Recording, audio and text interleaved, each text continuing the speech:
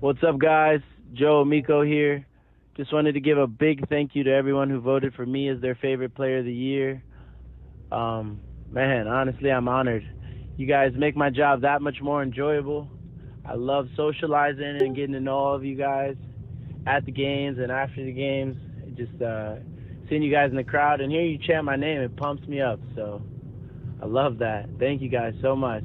All the best vibes. All right, ladies and gentlemen, that was your pick for fan favorite player, Joe Miko.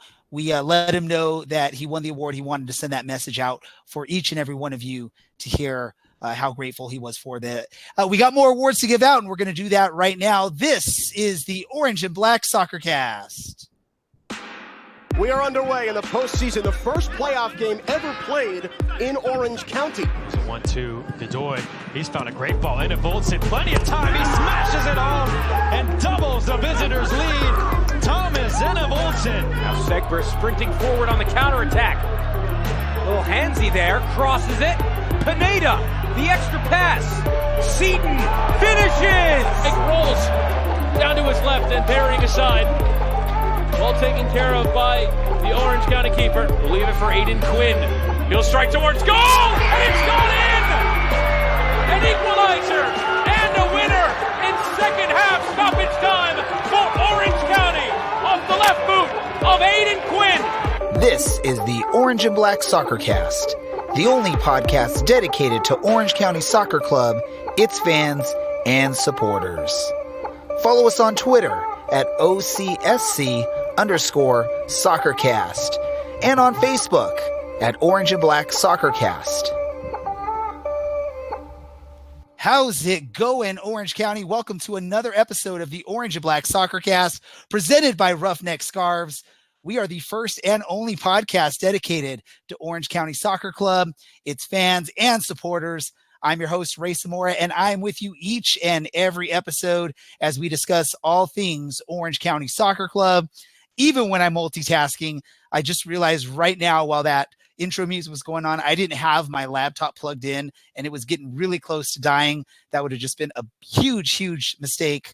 Not like we ever have perfect episodes anyways, but we do got a busy episode to get into award season, our second episode of awards, and I got to introduce a nice big cast that we have here with us. First and foremost, been with me since day one on this podcast, second round of awards. Dylan, how are you doing, man? I'm doing pretty good. Watched the collegiate women's team I work for win 8-1 today, so nice and positive feelings going into an episode where we get to celebrate more things. That's always great when you can celebrate some local soccer victories. Talking about local, we got Alan down in San Diego, the loyal guy. He's loyal to us, remember, only us. Alan, how are you doing, man? Pretty good. It was a nice 3-day weekend. Saw some good friends for a friend's birthday. Survived Man City. I gave them a really big hand for their play, but they couldn't pull it off. So a pretty good weekend. Perfect. Also joining us, the noisiest of noisy guests, we've got Cameron. Cameron, how you doing? Doing pretty good. Parroting Dylan's point, Cal State Fullerton women's soccer beat Cal State Northridge 4-0 to win the Big West, and now they're playing USC on Saturday in the NCAA tournament. So, come on, Titans. Perfect.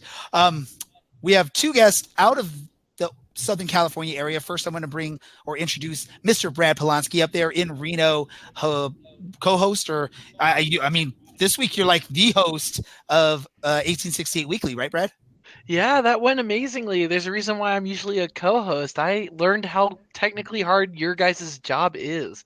Thanks for having me as always, and vamos azules. Perfect. And last but not least, out there in the desert, the land of butterflies, we got Kevin from the PRFC Fanshow. I think I got that right. I'm learning how to do that. Yeah, it takes a little bit of time. Yeah, I'm glad to be here. Thanks for having me. Looking forward to this. I think this is an unusual mix of people, and it should be a lot of fun. It's always fun when we have people like Brad, like you, Kevin, and especially Cameron on. For Brad and Kevin, if you've never been on an episode when Cameron's joining us, there tends to be some weird random sounds. I think we've heard someone brushing their teeth. We've heard water being drunk.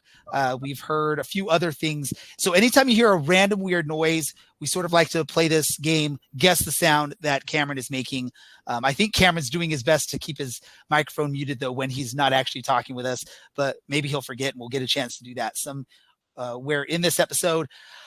We got some busy stuff. We got off to a little bit of a late start, but we're going to try and keep things rolling here for you. So we're not keeping those of you that are listening to us up too late. We're getting into our awards part 2. And we're going to start off with this first award. I'm actually going to be the one that's going to announce this award and who's winning this award. We do have 2 of the award nominees on this episode with us. This is the award for Podcast Guest of the Year. And your nominees for this award, we have Cameron, the Noisemaker. We've got Kevin from PRFC. We got John Macaluso from 1868 Weekly. So Brad, always the bridesmaid, never the bride, right?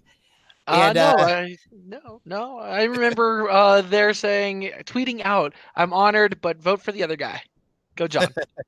There we go. And the last nominee for this is Alicia from Angels on Parade, who was a big help of getting things started for this podcast and really just covering Orange County in general. Man, I know what it feels like to be in the Oscars now, sitting in the audience. This is like horrible. Tension is very Fingers high. crossed, right? Fingers crossed, right, Kevin? The winner for this award. Oh, and I forgot to say, too, is Alicia. She's the defending reigning champion for this award as well. Winner for this award is Alicia again.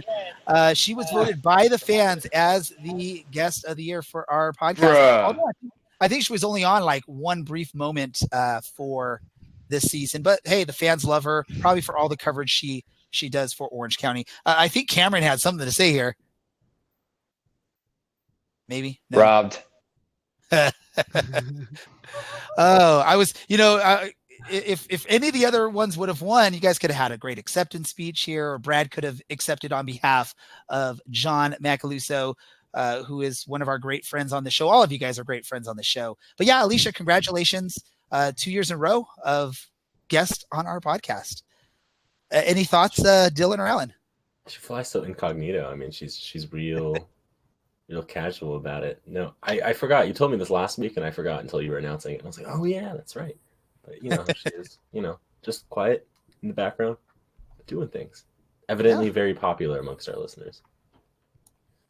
Well, I mean, she's before we got started in podcasting, and then started getting involved with actually writing some stuff down for people to read. She was doing this back, when it was OC Blues. I think she used to cover Chivas USA for SB Nation. When they folded, she basically covered Orange County for a season or two until LAFC started getting built and ramped up. So, and she's just continued to cover Orange County since. So, all right, so let's move right along to our next award. And for this next award, I'm going to hand it off to Kevin. He's going to be presenting the toughest opponent of the year for Orange County. So go ahead, Kevin. I'm handing it off to you.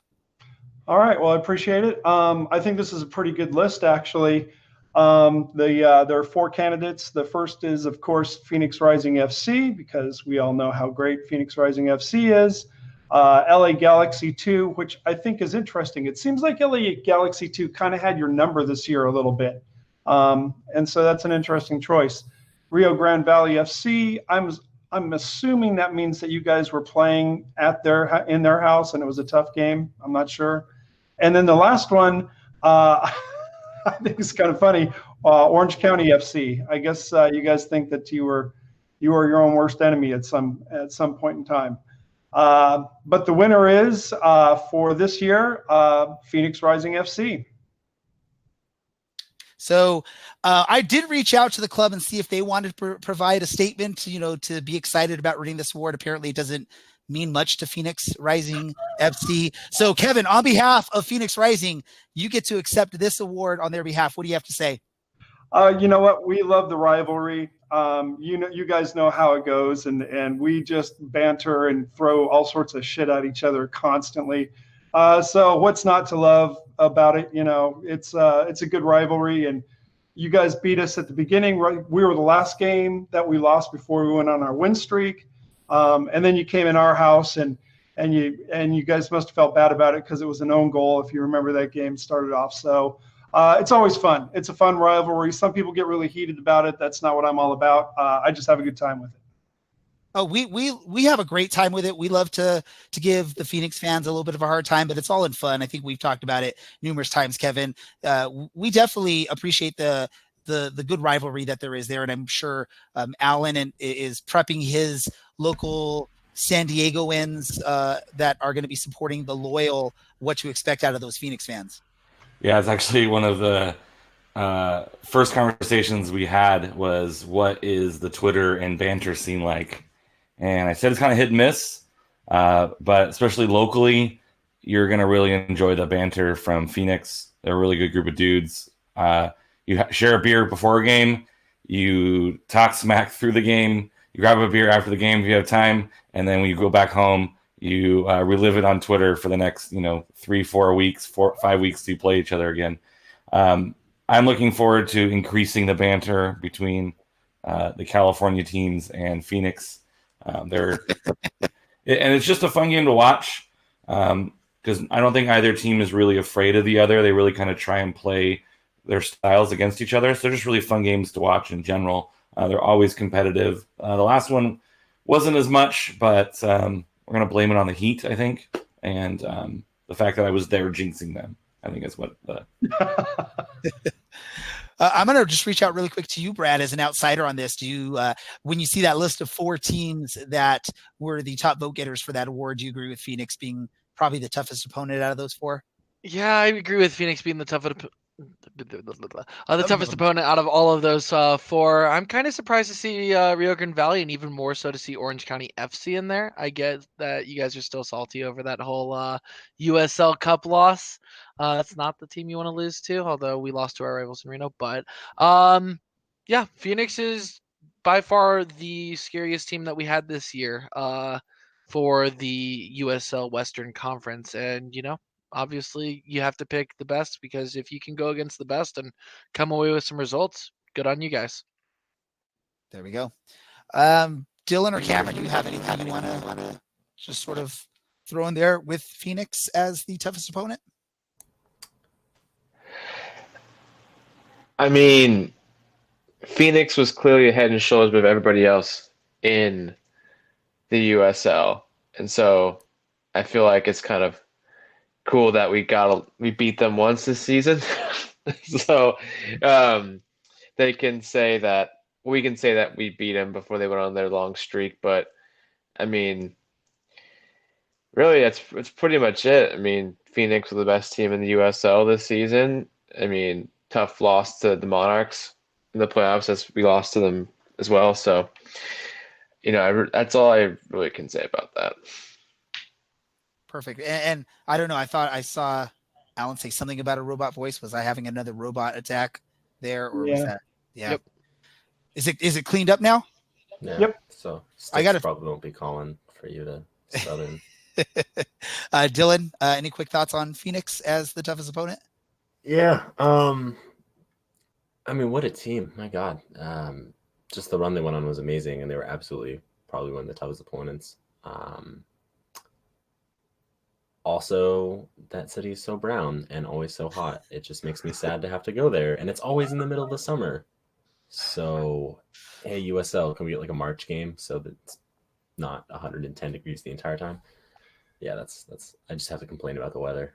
That'd be nice. It's like a necessity. I would rather be dead in California than alive in Arizona. All right, perfect.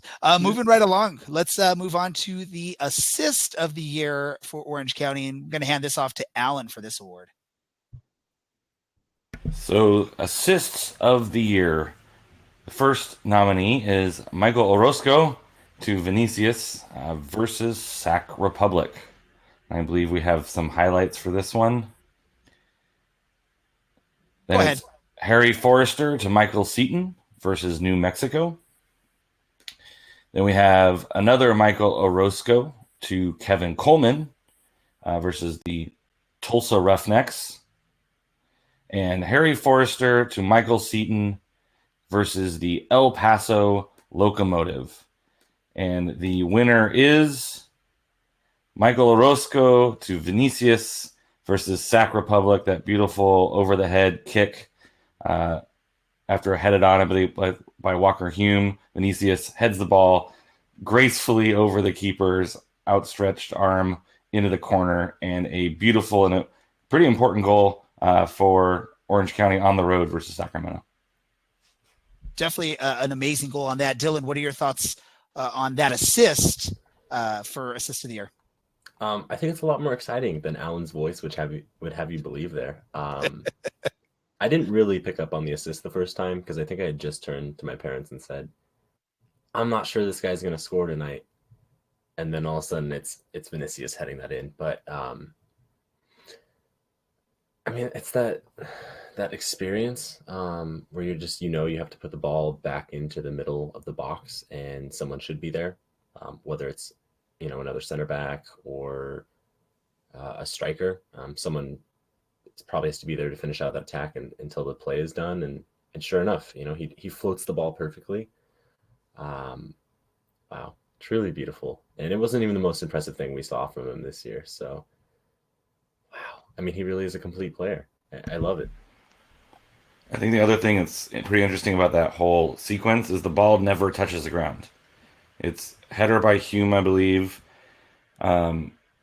Chest, maybe once bounce and then kick over the head. Maybe it's even chest to kick over the head to header.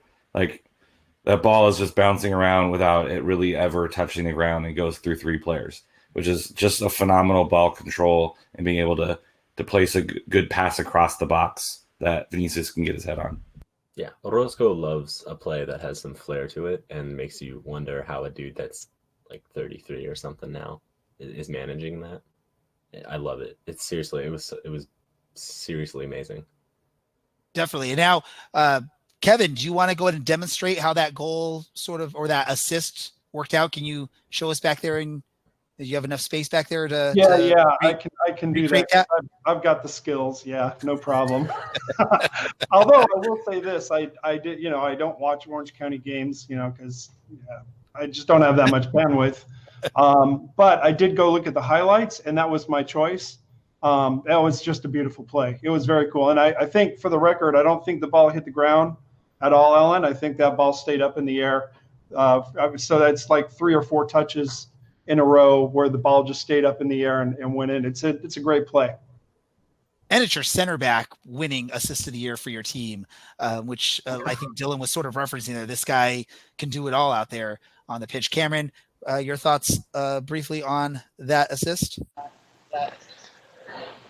Well, I mean, he's got to put respect on the age, 33-year-old Orozco doing what he did. It's just like, good assist overall. Left Cameron pretty much speechless, I think, from what we saw there. And I think Dylan sort of referenced it. Not quite his most impressive feat of the season. I think, if I'm correct, Dylan, you're probably referencing his goal in the first round of the playoffs there against Real Monarchs, right? Yeah, but even a center back was listed twice in the final, like the final 4 for the assist of the year. For the assist. That's and insane. And these are nominees, like anyone that actually went on and voted, you could see we didn't just put like these 4. There was probably about 6 or 7 options to choose from. These are just the top 4 vote getters. So that tells you right there, Michael Orozco took 2 of the top 4 spots for assist of the year, which again, like you said, Dylan, just amazing. Let's move on. We've got save of the year next. And for the save of the year, we're going to hand it back to you, Dylan. Yeah, so excited. Everyone knows I love goalkeeping, despite being short. So we've got 5 nominees here for save of the year. We've got Frederick Dew versus New Mexico United off of the free kick. One of, I think, 2 consecutive weeks that he made a save like that. Following that, we've got Aaron Cervantes versus New Mexico United on his debut. And then Frederick Dew again versus Sac Republic, 1-on-1 with Sam Werner. We've got Patrick McLean from his rear against Colorado Springs to salvage the point. and then Aaron Cervantes again against the Monarchs. Aaron Cervantes won this one for a save against New Mexico United. In his debut, 47th minute. If you look at how this play transpires, it's honestly amazing. He gets out slowly. He's over his feet the entire time, and then with his head kind of covers the front post, and then turns his body to cover the rear post. It's kind of crazy to think that he was, I think, 2 days past 17 when he made the save. In his debut, one-on-one, just the confidence required for that was absolutely amazing. And it was, I mean, I can see why it was save of the year. I mean, the amazing part of it is, again, and sort of like we talked about with Michael Orozco, you had Aaron Cervantes, 2 of the top 5 vote getters for save of the year, and he's 17 years old. I mean, future is very bright for goalkeeper. The near future, I guess, would say is pretty bright for goalkeeper for Orange County. If he stays on the path that he's going through, he's potentially going to have to go elsewhere. If he gets to that level. We did reach out to Aaron Cervantes, and he did send a brief message to accept this award. Hey guys, how's it going? I just want to thank you for nominating me for the best save, and thank you for all the support you've given us, and I'll see you guys next year. Perfect. So simple and sweet there from Aaron Cervantes. Alan, how about you? What are your thoughts on that save? Is that your pick for save of the year? That was not my pick for save of the year. I think my pick was slightly controversial by how he left the team, but I thought that off his tush to save, to get the push on the ball, Patrick McLean. I also really like the Cervantes versus Monarchs. It was kind of this cross volley, half volley, one touch shot that he had to come back across to save. But looking at all of the nominees, it was so many saves of the week nominees. We were pretty fortunate to see some pretty solid goalkeeping down the stretch of the season. We were pretty lucky after that first rocky start. So I think all of the nominees, particularly Cervantes and Frederick, it was just really hard to nail down even just like 8 or 9. There were just so many to choose from that were just super like world-class saves. So congratulations to Cervantes. Very well deserved. If he didn't win for New Mexico, he definitely should have won for that Real Monarch one as well. Perfect. I'm going to go to Kevin and Brad. I'll go one at a time though. Just you can give me your answer on this. So I'll go to Kevin first. Aaron Cervantes, again, 17 years old, has a bright future ahead of him. At this point right now, with him being a 17-year-old and with what Phoenix has, Kevin, would you be willing to give up whatever goalkeepers you currently have for Aaron Cervantes and for the future you might have with him? Well, that's a good question. First of all, we have to give grudging respect to him because he did give Phoenix Rising some fits. He had some great, he had one particular great game where he had some great saves. And I would have voted for him against New Mexico United because any save against New Mexico United is a save of the year for me. Just screw those guys. That's the way. We can't say F-bombs on this show, right? So I'm trying to be cool about it. But yeah. Anyways, we are so deep when it comes to keepers at this point. You probably saw that Carl has announced his retirement. We've got Zach coming in. But we've got 2 very strong guys that are playing down with FC Tucson and BK, who's been up with us on the sub list for a while. So only because we're so deep with keepers right now, I just don't think it would work out. But otherwise, yeah, he's a quality kid. He's got a bright future ahead of him. And yeah, he'd be a great grab if we needed him. What about you, Brad, up there in Reno? Would that be something you would do? Short answer, no. Long answer, he was absolutely infuriating to play against when we traveled down to Orange County. He was a, bright kid. Short answer for us is no, because we have 2 keepers that in JT Marcinkowski and Mount Persano that played, out of their mind this year. And 2 players that I expect to come back next year and to be fighting for minutes again. But Aaron Cervantes, I wish him nothing but the best. He's he played really well in the games he played, and this was also my choice. Just how lightning quick he was on that save there. It just shows that he has a good future. And I like Dylan's explanation of the save, where it's like he used his face for the near post and his arms for the far post, and luckily he did that because it definitely worked out well there. And just want to remind anyone that's potentially listening to us on the podcast, we do go live every Tuesday night, typically at 8:30. We got off to a late start this evening, and we will typically have maybe some videos or some things like that going on the live stream. You can watch us on YouTube, Facebook, Twitter, Twitch, or even on our website. You can just go to live.ocscpodcast.com to check all that out. Any of the highlights we are showing on this episode are all courtesy of USL Championship Productions. So thank you to them for letting us put those on here as well. Let's move ahead, and we're going to go to the win of the year for Orange County, and we're going to go right back to you, Brad, for this one. This is a perfect category for you to tell us about. All right, so let me pull back up what I have. There we go. So for win of the year for Orange County, you have 3 really good choices as your top go-getters. The first one is Orange County versus Sacramento Republic on October the 12th. The second, or that was a 3-2 victory.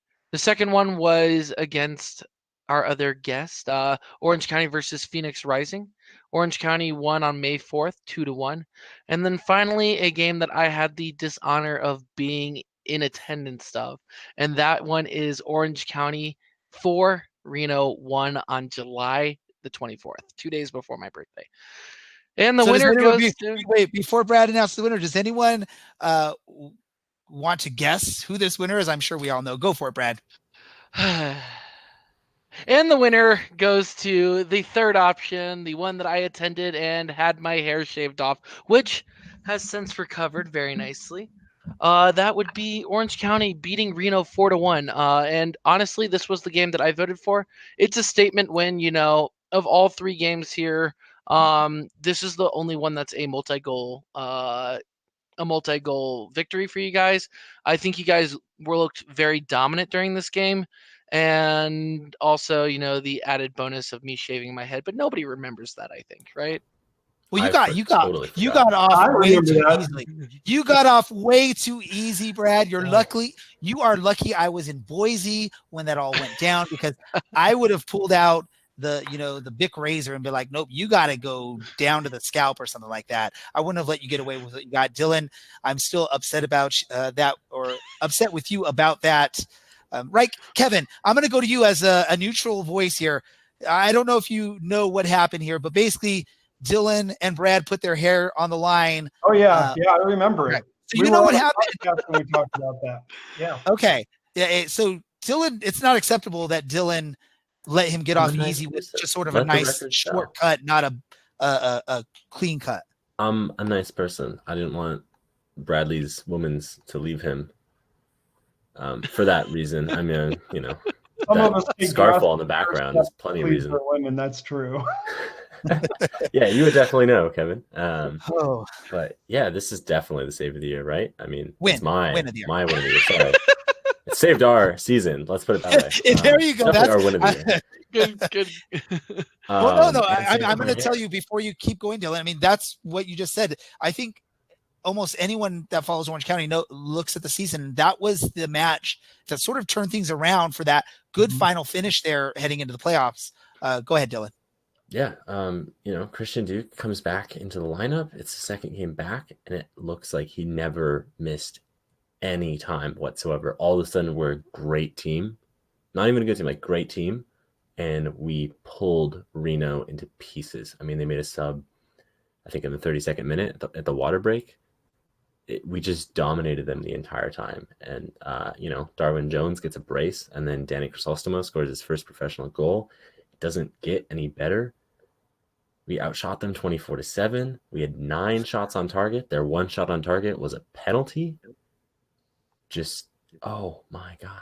Keep rubbing it in. Any better. And did I mention Brad got a haircut because of this game? Don't ever Yeah, mention the haircut good again, times. Dylan, because you let him off easy. I'm sorry. You let him off way too easy. Oh my god! You should have heard the amount of complaining that was going on while this was happening. You should have recorded that part of it. Yeah, I really should have. Alan, do you agree with this as the win of the year? For sure. I think the Phoenix game, they were missing Asante. So it kind of changes the dynamic of the game slightly. But that Reno game, Orange County, it's rare for all of your players to have spectacular games, and it felt like everyone on that field was having the game of their year.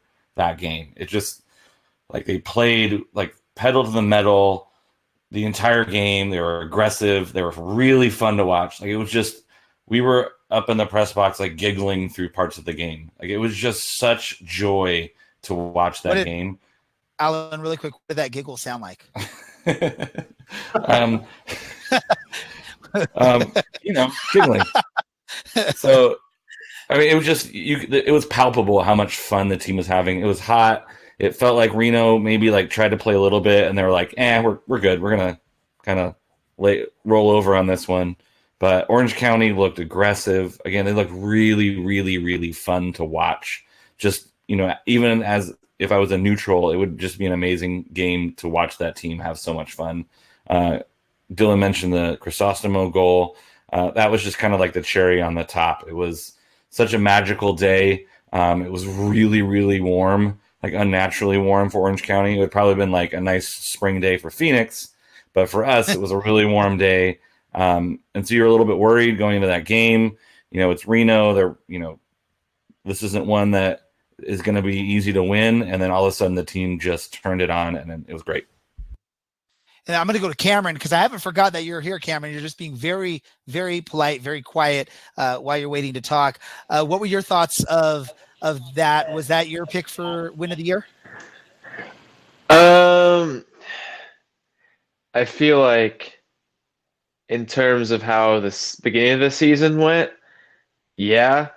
And because you can easily say Sacramento because that sort of cemented seeding. And that we were a higher seed than we were supposed to if we had lost.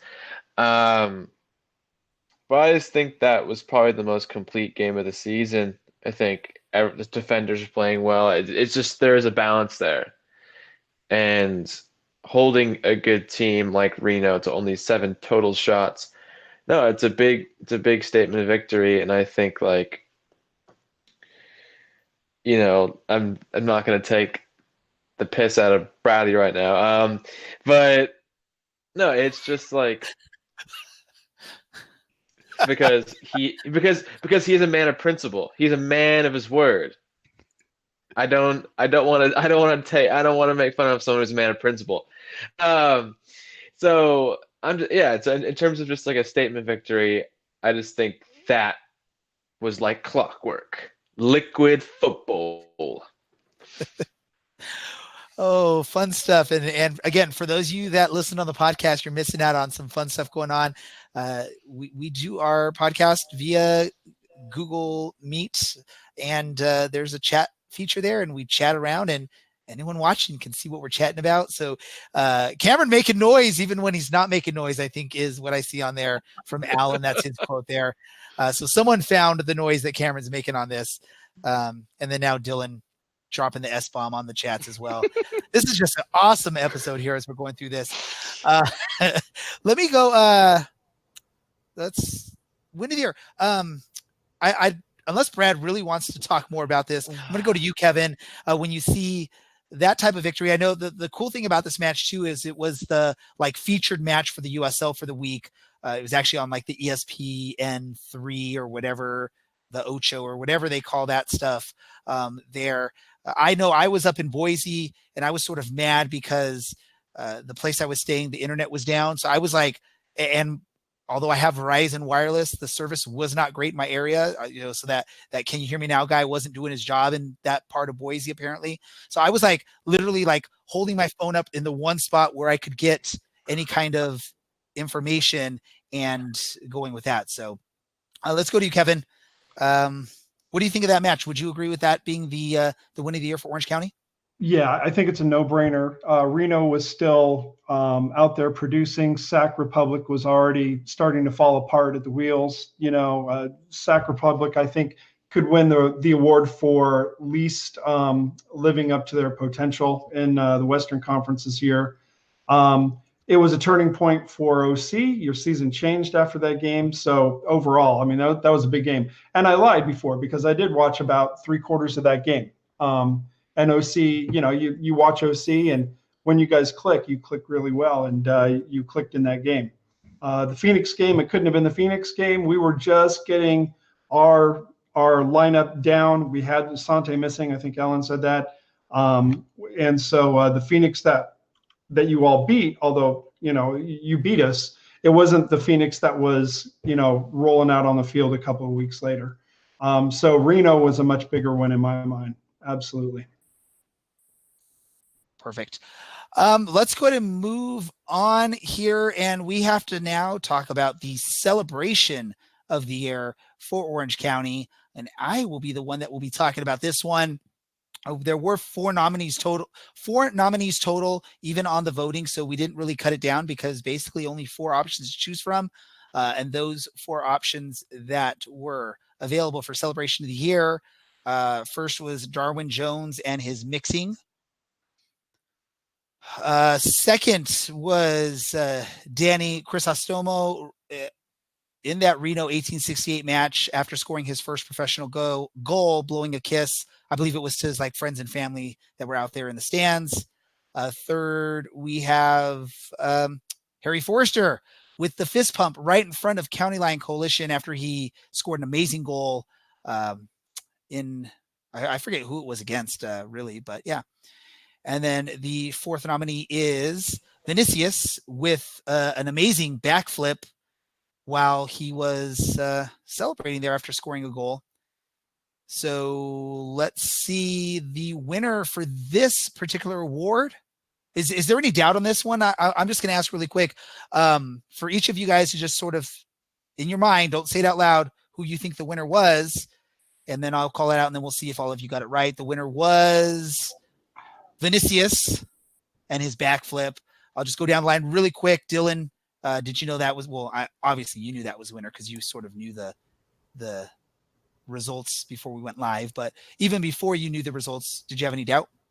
No, when he did this, I was like, that's the celebration of the year.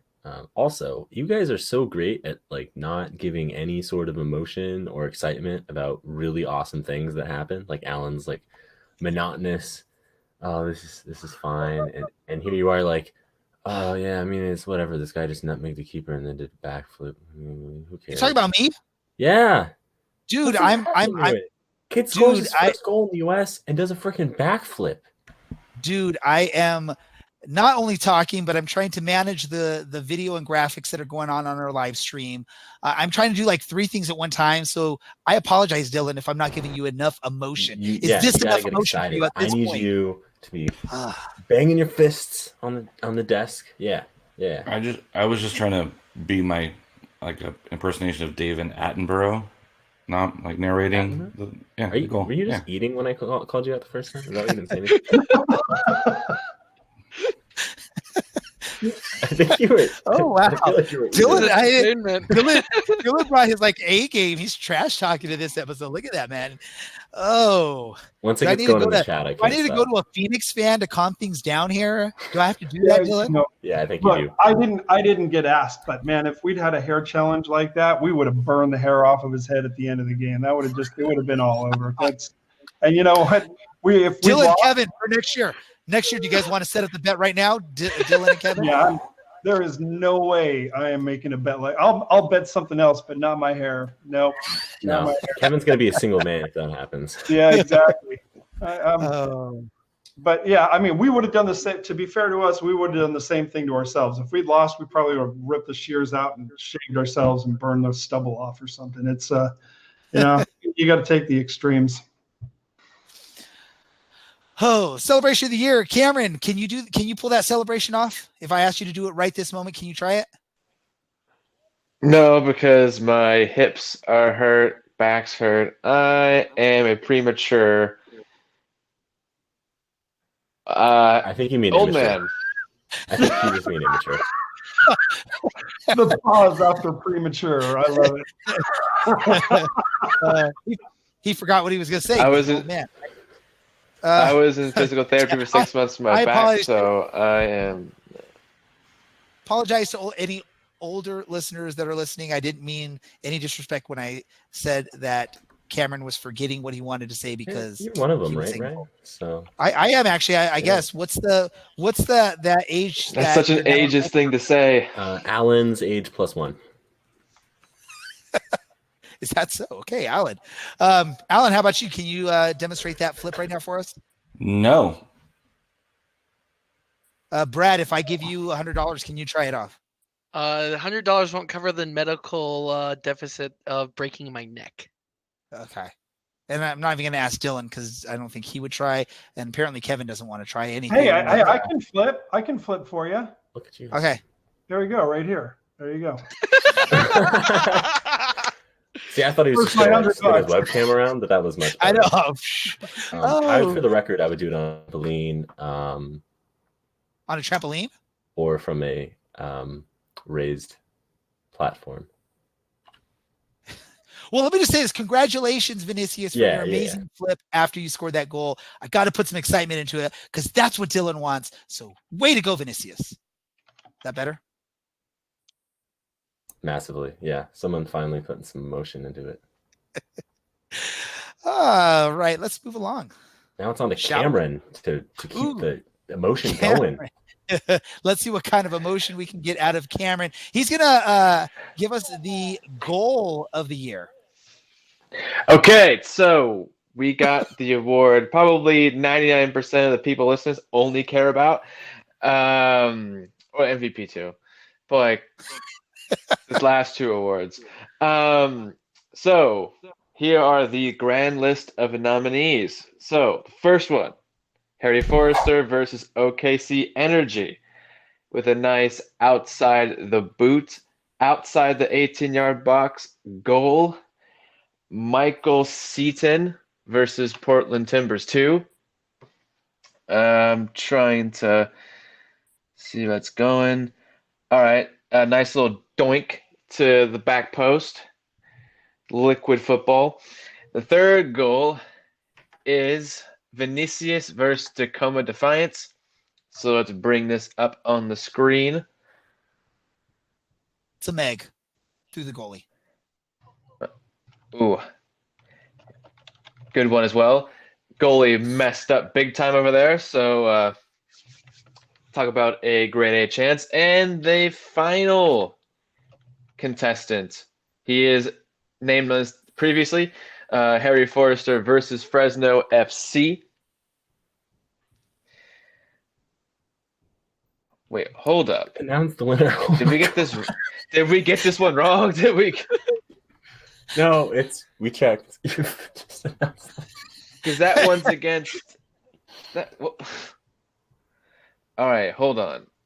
Dylan, who's the? It's La La Land. Is that Fresno FC? Yes, it is. All right. I don't know. I was thinking of that near post header, like the last game of the season. I'm like, that was goal of the year? No, what? No. All right. So the winner of this award is Harry Forrester's goal versus Fresno FC. Robbery. Absolute robbery. Cameron, this was voted on by the fans. So you're basically saying the fans are wrong, is what you're saying. So you're telling me an outside the boot shot, outside the 18-yard box is not as good as your standard blast? Like, this is it. I actually have to stick out with Cameron here. He's right. Like look at that. Like, we look back at that goal. That's pretty average for someone from England to be scoring that. Robbery. It's true. Like, that's the kind of goal we expect him to score, right? You expect him to score that goal. Like, except for real. No, hear me out. Outside the boot shot takes more technique than that, like, laced through the goal. No. That is it's. We've lost control of this episode. Is Cameron's just going to keep going all the rest of this episode with his. no, because no. Who gave him this award? This is righteous anger, right? This is righteous anger. Let's say this, right? Though, let's say this is. I get what you're saying there, Cameron. It's not the easiest of shots. He's off balance. He's sort of. Not the easiest. He's going away from the goal and gets a nice velocity behind the ball. So I can understand why that would be considered. I do sort of agree that his other shot is probably the better of the two. But again, this is the fans voting for it. I can see why that may be the winning vote on there because of the off balance, going away from the goal and getting that much power behind it. It's pretty impressive there. Alan, are you as angry, and are you going to talk now for about 15 minutes about how angry you are like Cameron's trying to do there? No, but I do have to reevaluate my life if I agree with Cameron. This is like an existential crisis for me that I agree with Cameron that it outside of the boot. Like, I literally saw that happen in person and then was like, wait, what? And had to pull it up on ESPN Plus. Like, I saw it happen in real life and still was like, blah, blah, blah. And I looked at and I watched it back like 3 or 4 times. The quick little double touch to get through the defenders was brilliant to begin with. Then to put it on his outside of the boot to curl it around to the back corner or back post, it still flabbergasts me that happened and I was there to witness it. So I agree with Cameron, and I'm going to take tomorrow off of work and rethink my life in general, because this is like, I can't believe I'm agreeing with Cameron. Kevin. Funniest part. Oh, go Dylan. No, go ahead. Okay, I was going to say the funniest part of the situation is Cameron was standing next to me when Harry Forster scores this goal against Oklahoma, and I go, he's going to send this thing into the stands. He's going to send it out for a throw-in because he's trying to put it on his right foot, and he can't. He can't put it on his right foot. He's going across, and he's just going to go for it, and I was like, no way he scores this, and then he puts it in the back of the net, and I just turned and I'm like, okay, look at me. I get to talk trash, and now he proves me wrong. I feel bad for our listeners, but whoever voted for that goal against Fresno was wrong. It wasn't even the best goal against Fresno. All right. I'm here for hot takes. Kevin, I saw you in the messages there. You're talking about that. You sort of agree with Cameron. I guess everyone agrees with Cameron on this. Yeah, I mean, I didn't see any of the goals, but if you've got a shot that's outside of the boot, versus straight on laces, you got to go with outside of the boot every time. That's just a very difficult shot to make. Perfect. Let's move on then. We got one more award, the final award, and then award season is over for the Orange Black SoccerCast. This last award is the big one. It is the MVP as voted by the fans, and I'm going to hand this off to Dylan to take care of this award. And I've got those stats already just for this reward. All right, so we had 4 final nominees. I think we had 10 to begin with or something. That looks right. I think it was actually 9. Apologies, everyone. Final 4 were Walker Hume, Darwin Jones, Michael Seaton, and Christian Duke. Walker Hume had 116 clearances, 40 interceptions, and won 114 aerial duels. Darwin Jones, of course, 12 goals, 5 assists, kind of a career year for him. Michael Seaton, 12 goals, 5 assists, plus the extra in the playoffs to get him up to 13. And Christian Duke with the 1 assist, which happened against Reno. 66 duels won, and the team had a 9-3-2 record once he returned. Our winner for this one, maybe not a big surprise, Michael Seaton. The total Can you have 13 more goals, excitement, please, 5 Dylan? assists. No, because we expected this, right? We all expected Mike to be winning team MVP. Okay. No? Okay, just silence. I mean, what are we... I don't think we could be too surprised, right? He was definitely one of the players who worked the hardest. It's not a surprise that when people doubt him, he comes around and scores or has another 10-plus goal season. Does it with almost no delivery to himself. I mean, there was a whole bunch of times this season where he was going back almost as deep as Aiden Quinn to pick up the ball and try and drive it forward through the middle. And he scored some absolute bangers, and he scored some really critical goals to either draw us level or to open up leads for us throughout the year. So, I mean, well deserved. I like your blank face right now. Alan, I'm trying to read. Like I said, I do multiple things while we're doing this. Alan, what are your thoughts? Do you agree with this pick of MVP for Michael Seaton? Yeah, I don't think. I mean, there's a couple guys who I think had really good seasons. Darwin Jones on goals and assists has practically identical season as Seaton. But I think like for what Seaton was working with for part of the year, that he was, always trying to make himself better. Not that the other guys weren't. You just saw how hard he worked and how hard he wanted it. And I think he, over the course of the season, was kind of the best player on the team. I think you can make an argument for Christian Duke, especially coming back and how well they played. You can make an argument for Darwin Jones. He had, a couple of really good games where he was, huge offensively. We talked about Walker Hume last week with Defender of the Year, being able to do, some stand-up tackles, playing very well defensively. Those guys are all well worth a good nod, but I think, Michael Seaton's season, I think Orange County is nowhere near as successful without Michael Seaton. I pulled a Ray. Put a Walker. Patrick Dew. Michael Seaton up there in the box, if only to, pull some defenders away so other guys have a little bit more space. Perfect. And I think I want to go back to you, Dylan, because I think you dropped a part of your responsibility here. We do have a statement from Michael Seaton. He reached out to him, and I know we heard from him last week when he won the forward/winger of the year. Now for MVP, he sent in a written statement, and Dylan was supposed to read it to you guys, but he totally forgot about it. Oh, I was waiting for your comments first, because after all, Michael's words are the most important. And this comes from a dude that told Alan and I that if he let in a goal at the front post during a corner, he would give us $100, and then he never had to pay out for. Anyway, so we reached out to Mike, and he got back to us with a statement saying, "Hey guys, thank you very much for this award. It's a great honor to be recognized for my hard work. I would like to share this award with my teammates. We worked hard as a team, and without them, I would not be able to become the leading goal scorer for Orange County. I'd also like to thank Coach, I would assume Cloutier here, for believing in me and allowing me to play my game.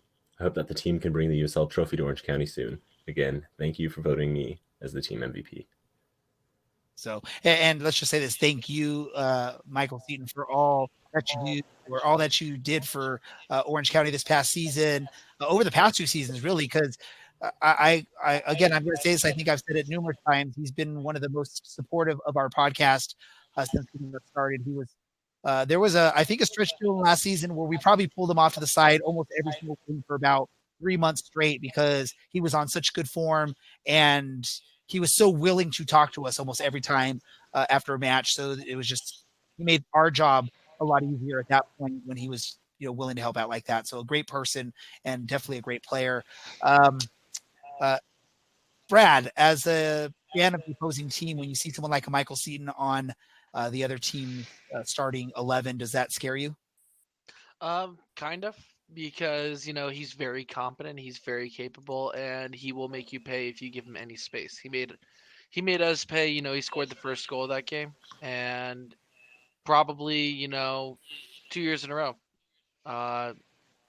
made us look silly. Dylan just said it in the chat, totally made us look silly there this season. So congrats to him on winning and having a good season for you guys again.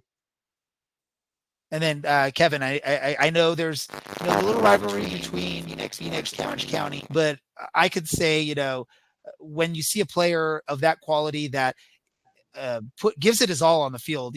I think you can remember. I think it was last season he had like one of the best games of his career in Phoenix, where he's like taking off his shirt, showing off his tats to the home crowd. So you've seen firsthand what he can do on the pitch. A player like this, and he's still a young player with potential to grow here. Is he one of those players this past season that you look at as you hope Phoenix can find a way to contain him? And is he a scary player? I guess that's the ultimate question. Yeah, I mean, he's a player that you need to watch and respect because he is a good player. He did play well against Phoenix. I think it was last season, right? It wasn't this season. I don't recall him scoring against us this season. Yeah, I mean, it's somebody you're going to watch for. Any of the USL teams, I think, if you look at a Reno, anybody but New Mexico, you got to look at their forwards and respect them and know that they're there for a reason, right? He's got a great career in front of him. He is a feisty player. One of the things that Phoenix fans all scream about OC all the time is we think play gets a little bit too rough between the teams so much, and he can be in the thick of that a good bit. But that's, when the game's on and the heat's on, everybody's pissed. But afterwards, it's really mad respect because he's playing with all of his heart. So, yeah, he's a great player. I'm sure when we're putting together our strategy, he's a key person that we've got to make sure that we keep him contained because he'll make you pay. But he's not my MVP, by the way. I'm a Phoenix fan, right? So it goes to Kevin Alston. I'm just saying. Not Walker Hume to set up that beautiful chip from Asante. Yeah, Michael Seaton scored the winning goal of the 2-1 victory against Phoenix Rising. Nettie was he the one who scored it? I thought that was Quinn had the penalty first, and then Seaton scored the second, and then Adam John tried to pull the game back a little bit later. Yeah, in the 70th. Yeah, that's right. That's right. He did. So yeah, you got to watch any of these guys. There's so many strikers. You've got Chang on Real Monarchs, right? Who's just phenomenal. The list just goes on and on. I won't belabor the point, but yeah, he's a great player. So, ladies and gentlemen, that wraps up our awards for 2019. If you didn't get to hear the awards from last week, go back and check out that episode to see who won those awards. And then again, if you joined us late, you could always look for the podcast when this comes out for these awards here. Let's do this. Let's get into some other soccer news. And the one thing I know I wanted to sort of bring up briefly here was recently announced the USL Team of the Seasons were announced. And let's just say this, is an East Coast bias apparently going on with these Team of the Seasons. I'm going to start off with you, Alan, drinking whatever you're drinking there. Is that a fair statement by me when I say there's an East Coast bias going on these teams of the season? I think there almost always is. I think the argument that people have made for years is that the East Coast has the deeper squads. West Coast has a couple top teams up at the top, and then your mid-table teams might be better on the West. And your low end might be better in the West, but you talk about the history of Louisville, you talk about Baby Bulls, you talk about the team that is moving up and is going to become the new FC Cincinnati. I do think there's an argument between who's better East and West as far as the top goes, and when East is very top heavy, they're going to get a couple guys in the team of the year, and so. I think there was also an argument that, East Coast teams may be better defensively and offenses in the West are a little bit more open, a little bit more goal scoring. But it was a little bit disappointing not to see some more West Coast players. But I think a lot of people are going to make the argument that the East is top heavy, and that's going to lend itself to you got to pick a couple people from each of those teams, and then all of a sudden you're at 8. So. And I'll go to you next, Kevin, because out of the West Coast teams, there was some good representation from Phoenix in those lists. I think that was obvious heading into the USL award season that you would probably see quite a few Phoenix players getting some acknowledgments because of the wonderful run that they had during the season there. Do you think that there should have been maybe a few more West Coast? I can't remember exactly when I was reading it, but I know it was for Team 1 and Team 2, both East Coast dominant. I think Team 2 maybe was like a 6-5, but I want to say Team 1 was like a 8-3 or a 7-4 ratio of players. What are your thoughts, Kevin? Yeah, I mean, HE double toothpicks. Yeah, I mean, it's always East Coast oriented. It has been since I started following the USL. Honestly, seeing Pickens in goalkeeper, and I know I'm a Phoenix Rising fan, so I'm going to be biased, but come on, look at Lubin's season there. It is East Coast heavy. I dismiss a lot of the arguments of East Coast versus West Coast. The real exception there being Three Honest Lads. I think they have some pretty good takes when it comes to defense. But the bottom line is none of us truly know because we don't have any crossover games. And it pisses me off. It's part of the problem with the league. One game at the very end of the year speaks nothing to where these leagues are.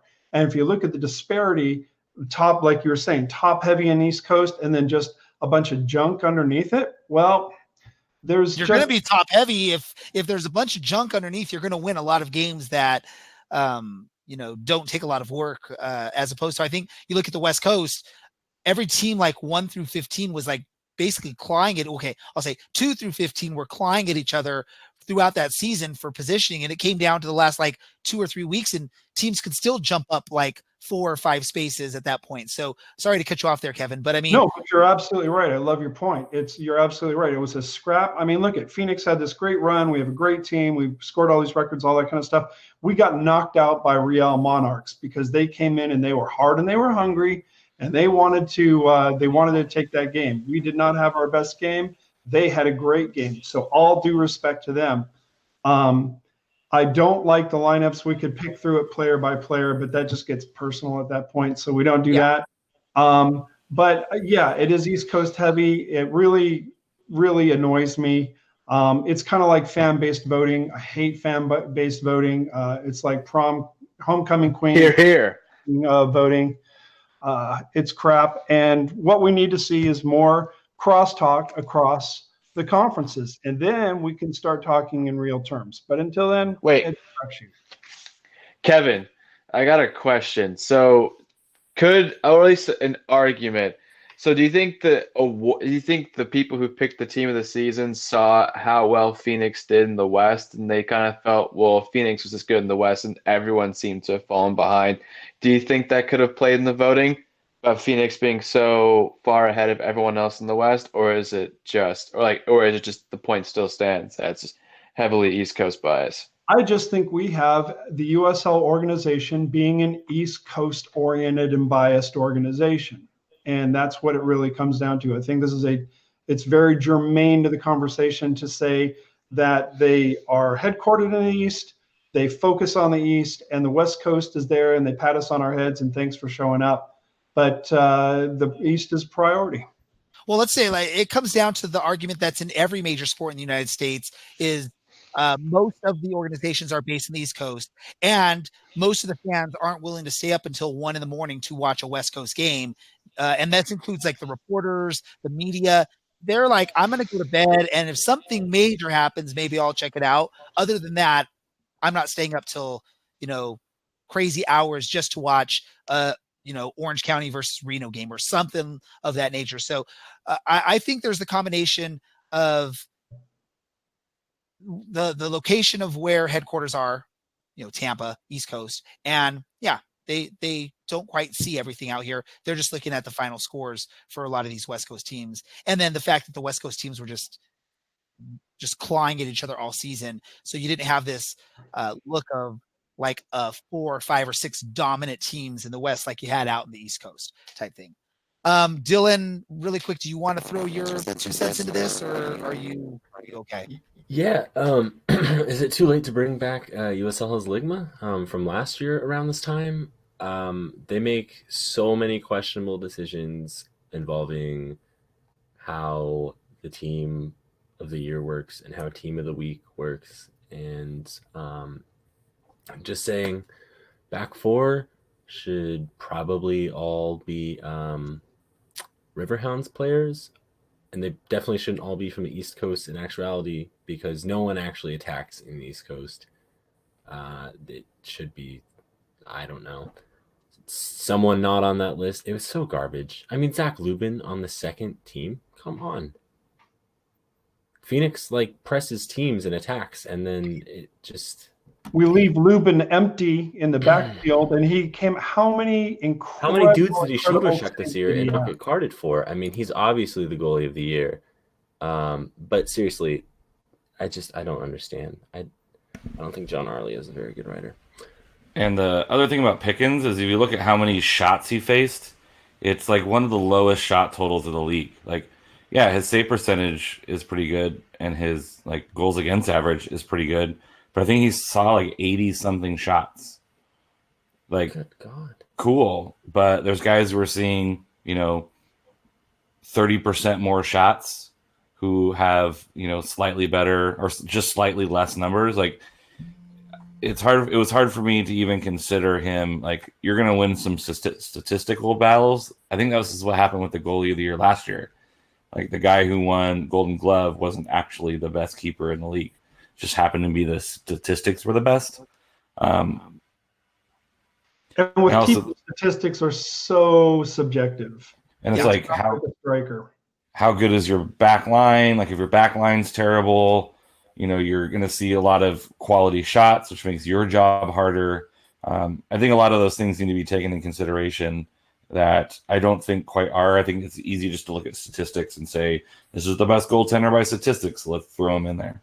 Well, yeah, and when, like you said, with the goalkeeper thing, like unless you're really going back and watching the tape for all these goalkeepers, it's statistics, and they don't always tell the whole story.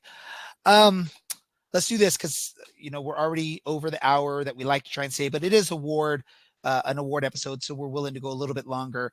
Is there any other soccer-related news, either USL or any other soccer stuff that anyone feels is worth talking about here? So I got it. So a USL franchise was awarded to David Villa, I think. Yeah. It's Queensboro FC. There's going to be another USL Eastern Conference team. But my question to this is like, how many teams do they actually want? Because it feels like this is going to be so many teams, and there's already a lot of teams as we speak. Like, I'm not sure. Under two, so I mean, I'm not sure what to think of. It's like who Ottawa Fury just announced that they're out. I think they're out. They folded. I don't know if it's folded or temporarily or what it is. Then on the West Coast here, of course, everyone knows about our poor friends up in Fresno.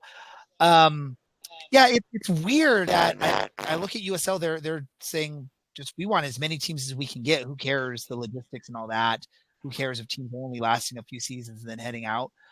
I'd love to see a more stable league and a more reasonable number of teams, so you can have maybe at least some matches between conferences, which would then be able to tell a story of which conference really is the stronger conference when you're looking at stuff. But when you're going to end up having like 50 teams or whatever on in your league, you can't do something like that, which is disappointing there. We've also travel budgets as well. What can teams really have these like extensive travel budgets if they want to travel to the East? But that's where you end up doing maybe something like a Saturday, Wednesday match where a team goes out, or maybe a Saturday, Wednesday, Saturday schedule where a team goes out and plays 3 road games in a row out in like the East Coast. You fly out to the East Coast, getting around in the East Coast is not as hard as getting around in the West Coast. I get the whole reasoning by it, but I mean, a lot of these teams like in the West Coast, when you have to travel out to say Tulsa or RGV, it's not a short flight. You're flying more than halfway across the country to get there. So, I just think, honestly, at the end of the day, the league is looking to probably send anywhere from 6 to 10 teams down to League One, and maybe look to institute some sort of pro rel. Maybe, I hope, but who knows at this point. Relegate Phoenix. I was reading a comment out loud. So for those of you listening to the podcast, I was just reading what Dylan. time here. Is there anything else we want to talk about? I think we can't end the podcast without talking about pro ref. I mean, come on. This is one of the sorest topics I have for the season, and not just from a Phoenix Rising perspective, but from a perspective from almost every team in the Western Conference where I watch games. Some of the refereeing this year was horrific at best, losing control of games, not making obvious calls, changing the outcome of games. The number of poor decisions that affected the outcome of games was entirely too high. I mean, one's too high, but it was just there was a huge amount of it, and they've got to fix this because these referees are just not doing their job. We've had conversations throughout the year about this very topic, so I could say at least Dylan, myself, and Alan, we all agree with you that there's some very, very inconsistent quality of refereeing across the league, which sort of sucks. But I mean, really, unless the league is willing to pay more money per match for the refs, they're gonna get the lower quality refs. I mean, it just comes down to the money aspects, and I don't think the USL wants to spend the type of money that's needed to get the higher quality refs out there. Yeah, which is unfortunate because it hurts the sport. It does. How about you, Kevin? You should go apply for your ref license. You can be one of those pro refs out there. Making those calls. I would be a terrible ref. I could not take bias out of that game. It would be horrible. All right. Well, we need to sort of get to wrapping things up, at least for our podcast and our live stream here. I think we're quite later than normal here. So we're going to go around the table really quick. Random thought from each and every one of you. I'm going to start off with Cameron. Cameron, random thought for the episode. Put him in the spot, Ray. So I was doing some extensive historical research this weekend, and I got to give a shout out to my boy Harold Hardrada, the last Viking in the Viking Age. You know, gets deposed as king in Norway. He travels down to Kiev, fights for Vladimir I. He travels down to the Byzantine Empire, starts murking on people like the Arabs, the Normans. He starts just tearing down everything. He goes back to Norway, claims his throne, but then unfortunately dies at the Battle of Stamford Bridge. We're talking about a total rise, fall, redemption story. You know, king of the leader of the Varangian Guard. My dude Hardrada, pouring out for you. There you go. Where do I go next? Kevin, what about you? My random thought. Good Lord, I hadn't even thought of it. Okay, so here's one that I've been sharing with my kids a lot lately. I actually saw an interview with Will Smith. I don't really listen to movie stars much because I don't think they're anything special, really. But he did say something that I thought was interesting, talking about how you navigate life, that no matter what you're doing, everybody today wants everything right away, immediate gratification. If they try to do something, they want to be the best or earn the most money or whatever right off the bat. And he talks about how you need to view everything as building something one brick at a time. Define what that brick is and lay that brick, one brick a day, every day. And before you know it, you'll have a house. That it takes patience and dedication and actually building something in order to make something worthwhile. And for me, that's even at 55, that's a great lesson for me. But I teach that to my kids, and it's had an effect on them. It's already had a good effect on them. And I think it's just something that's worth considering. Perfect. Brad, what about you? All right. So for me, my random thought is if you haven't already subscribed to this wonderful service, Disney has a monopoly on your childhood. Go ahead and subscribe to Disney Plus. So you're telling us now, I know you went and watched, you binged not Hannah Montana, Lizzie McGuire, and you watched Brink, and you watched all these fun old shows and movies you watched as a kid, huh? Totally guilty. You know me so much. But No, I'm looking forward to, after this, I'll probably go watch an episode of the new Mandalorian show, watch a bunch of old Simpsons cartoons, and, maybe a Nat Geo documentary or two. As long as it's working. Hopefully it's working, Brad, because apparently there was a bunch of issues throughout the day. Hopefully they got them all fixed. Dylan, what about you? Are you going to go binge watch Disney Plus right now? Oh, well, I love massive corporations. And I especially love that Human Trap. No, I have a poem, though, like I do every week. This one's called A Boy Juggling a Soccer Ball. It's by Christopher Merrill. That's Merrill. Super good. I love it. Extra letters. And it's so topical. Yeah, other than that, if you get yourself a VPN, you don't have to pay for Disney Plus. And, it'll just work because it's not a streaming service. And you could host things locally so you could watch them on a plane, including all 30 seasons of The Simpsons. Dylan always telling us how to break the law. Alan, what about you? Brad kind of stole my thunder. I just got done rewatching Flight of the Navigator, and it was just as magical as I remember it when I was a kid. Very nostalgic, very 80s music, made me giggle several times. But yeah, it was. It's fun reliving your youth and watching movies that you thought were phenomenal, and some of them still hold up, and some of them are just terrible. So please go do what Brad said. Go relive your childhood. Dylan, you're still in yours, so go live your childhood, I guess. So you're fine. Don't get Disney Plus. For us nostalgia folks, the original, a bunch of the X-Men cartoons are on there, and I remember watching those back in the day. So I'm gonna go full in on nostalgia machine with the Disney Plus included in ESPN as well. So yes, Brad, thank you. So I gotta say though, Brad, Alan, are you guys paying for your Disney Plus? Or are you? Yeah, I choose to support the artists that create art. Are you like me? I get it for a year for free because I'm a Verizon Wireless customer. Oh, I don't overpay for my cell phone, so I think it comes out even on the end. We're name dropping so many terrible companies tonight. Please, while we're at it, Amazon, Google, Walmart. We already did Google. They are all amazing companies. And hey, by the way, companies, if you want to sponsor our podcast, I will mute Dylan for each and every episode if he's gonna talk smack on your wonderful, amazing. Oh man, you toady! Their employees. You're a toady. You're a toady. The Orange Black SoccerCast, brought to you by the Department of Homeland Security and the NSA. Ray Samora, and Ray the sycophant. Ice. It's not just the thing you put in your glass. Oh God. Back on topic. Where did we go, man?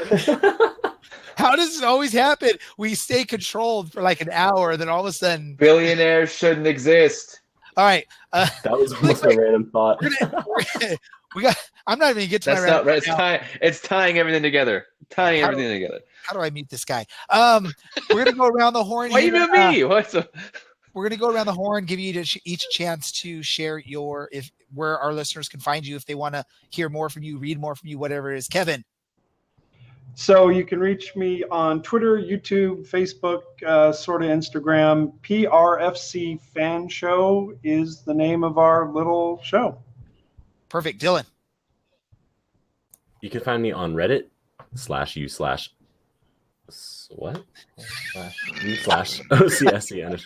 or you can find me on Twitter @OCSE_Dylan.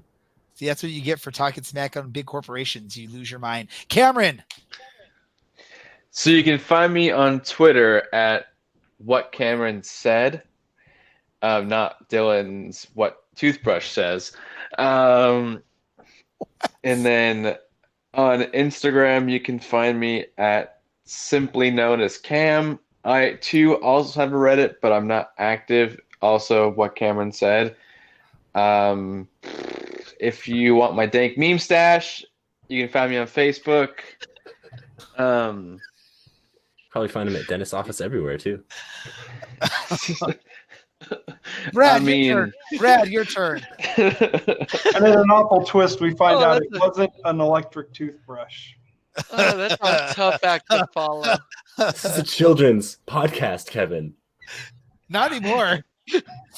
We've grown up, man. Dylan, you're 21. We can do it. Go ahead, Brad. All right, thank you. You can find us on our little show at YouTube at 1868 Weekly. We stream weekly, usually Monday or Tuesday, 6:30 p.m. Pacific. You can find me personally on Reddit at Pal on the Sky or by the same username Pal on the Sky on Twitter. Perfect. Alan. A Underwood 48 on the Twitter machine. See, that's the way you do it. Short and sweet, Cameron. You can find our podcast, our Twitter account at OCSC_SoccerCast. You can also find us on Facebook. Go to our website, OCSCpodcast.com, to listen to all and any of our episodes and read anything that Dylan, Allen, and sometimes myself we have to say.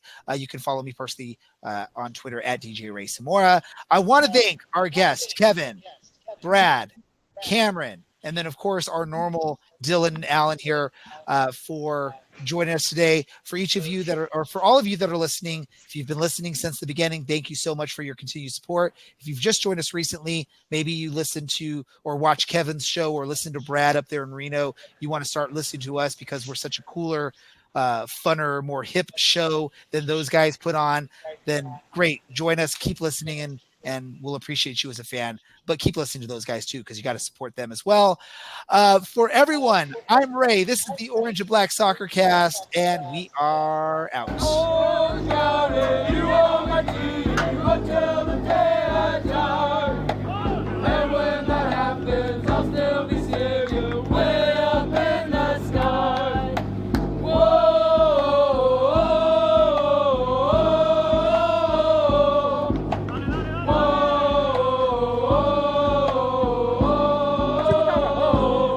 Thanks to our sponsor, Roughneck Scarves, official scarf supplier to the MLS, USL, and US Soccer. Get custom scarves for your group or team at roughneckscarves.com.